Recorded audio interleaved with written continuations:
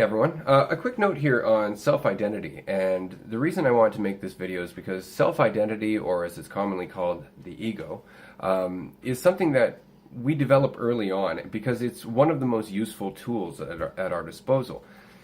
What I mean is that life can be very uncertain, and one of the earliest questions that we start trying to answer for ourselves, whether we realize it or not, is who am I?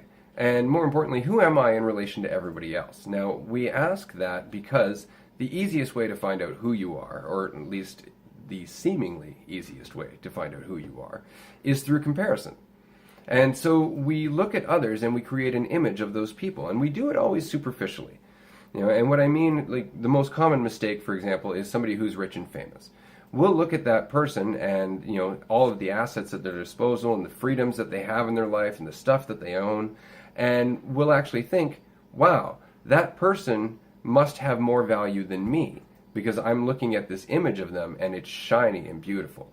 And then I compare it to my own self-image, which is again dependent on what I own, where I live, who I know, and a myriad of other things.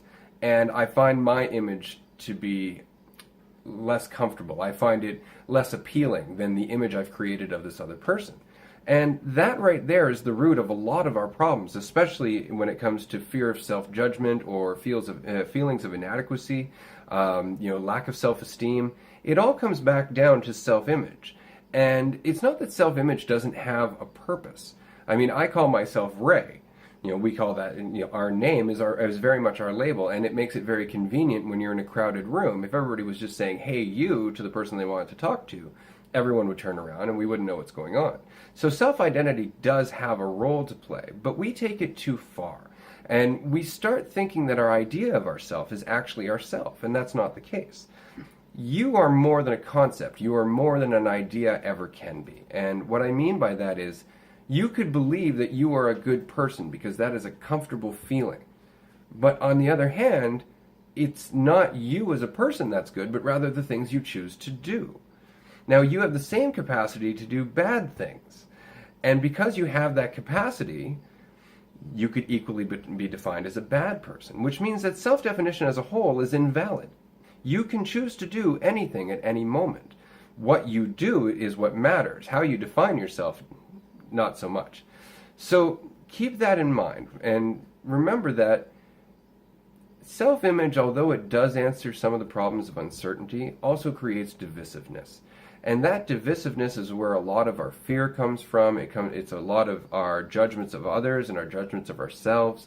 It's our feelings of not being good enough, or not being, at a point where we can be the perfect us. We feel like we haven't reached an ideal state of being who we are because our image of ourselves still lack. And so we get invested in this idea of constantly propping up that image, and that's where we're in danger. For example, if I have an image of myself as being a good communicator, and I'm talking to somebody and they say, I can't understand you at all, but my entire sense of value, my entire sense of certainty is dependent on me believing that people can understand everything that I say. So all of a sudden now this harmless comment, which I could have taken in infinite ways, becomes an assault on who I am. It becomes an assault on my sense of certainty. And so I react. And I react, and I'm not even thinking about it. I react out of fear. And we don't acknowledge this thought pattern. We instead of trying to do that, I might go out of my way to take more courses on how to communicate. I might change how I dress, or, make myself more appealing to people as a way of improving my self-image again. And defending myself from any further assaults. And that's all ridiculous, because really a comment as simple as that could just be taken as, constructive criticism. You could take that and learn from it, or you can spend all of your time and attention trying to pad your ego, trying to build yourself back up. But ultimately, all you're doing, and it doesn't matter how you pad your ego, it doesn't matter if it's through buying things, through judgment, through ownership of a special house or travel or anything, okay? The fact is that you are setting yourself up in a position where somebody can threaten you simply because you don't want to deal with the uncertainty of not defining yourself. But remember that in defining yourself, you're setting up a prison. you're automatically setting up limitations. And in doing that, you will spend more time dealing with your beliefs that you're limited than actually conquering those limitations. So understand that not defining yourself doesn't mean you're nothing. It means that you're potentially anything.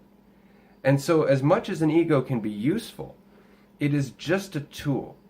It's just a way of keeping track of who everyone is and where we sit in relation to everyone else. But if it's taken to the point where it's your sole source of value, well, then you're always going to be afraid.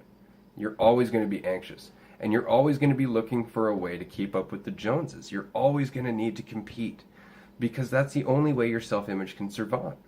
So if you're tired of playing that game, there is a way out of it. And the first step is recognition. Recognize that you do it. Recognize that there is nothing to fear. Just because somebody says something that rattles your ego doesn't mean it's true, and it doesn't tear down your value at all. Your value is not in your self-definition. It is in your capacity to change, your capacity to be present, and the things you do from here. And that's my thought. I'm going to end that there. So if you have any questions, or as always, if you have any comments, please leave them below, and I'll make another video as it pops up. Thanks, guys. Bye-bye.